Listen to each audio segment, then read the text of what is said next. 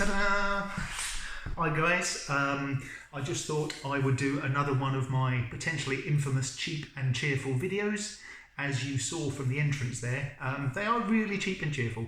It's basically me in a room with my mobile phone trying to do an honest review of something that I've actually bought with my own money. As you can probably see, new surroundings. One of the things I needed to do when I moved into the new place was get a new TV, so that's what this review is all about. Now, again, cheap and cheerful, get the model number. The model number I'm reviewing is the LG55SM8050PLC.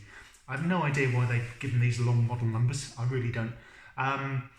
But if you're anything like me, you've looked around online. As per usual, this came in a lovely box. I'm not going to show you the unboxing of that.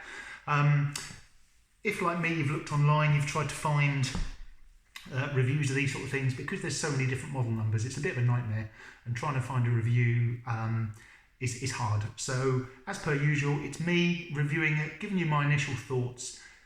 I paid for this myself with the hard-earned cash, as usual. I'm not being sponsored, I'm not asking you to subscribe, anything like this. It's not a posh studio, haven't got an overexcited American accent, it's just me giving you my thoughts on this. So basically, I bought the LG because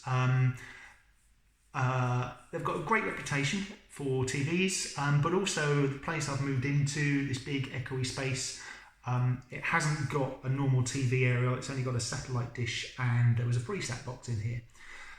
So I wanted a TV that gave me access to FreeSat, so I could get away or get rid of the box and just have a nice, simple, all-in-one solution. So that was the plan. It's also a nanocell. Is that how you say it? I don't know. Nanocell. Basically, it's supposed to give enhanced picture. And I thought what I'd do is show you some copyright-free stuff behind me, which is on YouTube, to give you an idea of the picture quality. Now, I know these sort of things are only ever as good as your phone camera. So my camera is pretty good. Hopefully, it will give you an idea of the picture quality. I personally think the picture quality is great.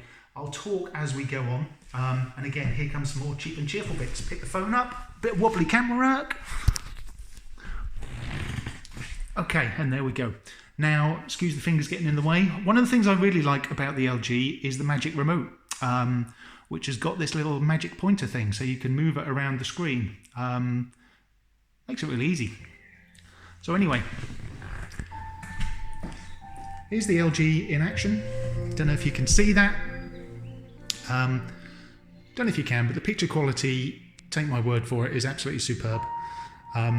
Sound on this, like most of these TVs, it's okay, but you definitely want to get a sound bar to give you that sort of full experience. I've been really impressed with the blacks on this TV though. It's not an OLED, and obviously it's not going to give you OLED levels of black, but it's pretty close, I think. And like I say, the detail, the quality, looks pretty good to me. So yeah, picture quality, I'd give it 8.5 out of 10. Not very scientific, but that's what I'd give it, 8.5 out of 10. Obviously, if you're talking an OLED, you'd be much, or not much better, but it would be better. Sound, like I say, definitely get a sound bar, because that makes a difference. Now, let me just pause that, because we've probably had enough of watching a parrot. Oh, wobbly camera work again. Can I pause that? Oh, yeah, there we go, magic remote.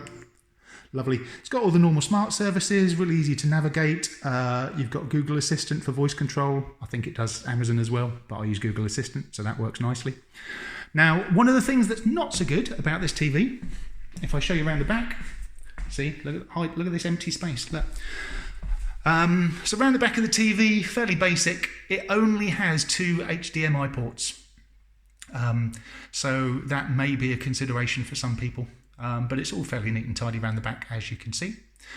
So yeah, what else can I say about the back of a TV? That's what it is. Now, the one problem, and this is something that I think is a little bit naughty, and I'm going to turn the phone around and try, and hopefully you can see me. A little bit naughty is the fact that LG TVs, the satellite versions, a lot of them have problems with receiving BBC and ITV in HD. Now, I didn't know this. But if you look online, there's lots of forums and lots of sort of chat about this with suggested ways around it. Now, the problem is because I can't get BBC and ITV in HD, I've had to put the FreeSat box back in, which basically has used up one of the HDMI ports, and my sound bar has used up the other. So that leaves me no free ports. So for my 4K Blu-ray player, I'm going to have to get some sort of splitter. Now, there's no fix to this officially from LG. Some of the forums say you can use things like attenuators and that sort of thing. But I'm not keen on doing that. I'm not particularly technical. I just want something I can get out of the box and it works. So, in summary, great TV, lots of good features, fantastic picture quality, you know, average sort of sound, but that's normal for these sort of things. If you're going to be using it with Freeview, normal TV aerial, the standard sort of stuff is absolutely fine. Standard definition, yeah, it's okay, but you know, that's standard definition. High definition stuff really pops on this TV. It looks really, really good, and I've been really impressed with it. And obviously, if you're playing Blu-rays or 4K stuff, it looks absolutely fantastic. So if that's what you're using it for, I would really recommend it. If, like me, you are just using it solely with FreeSat, then I would be really, really careful about buying this, because you're going to have some compromises to make. Fortunately, the retailer I bought it from are being really good. They've offered me a discount if I decide to keep the TV, or they've said that I can change it for something else. So I'm trying to decide what to do. Similar models, similar sizes from Samsung, for example, are the only other ones that do the FreeSat stuff. They're significantly more expensive, so it's a decision I've got to make.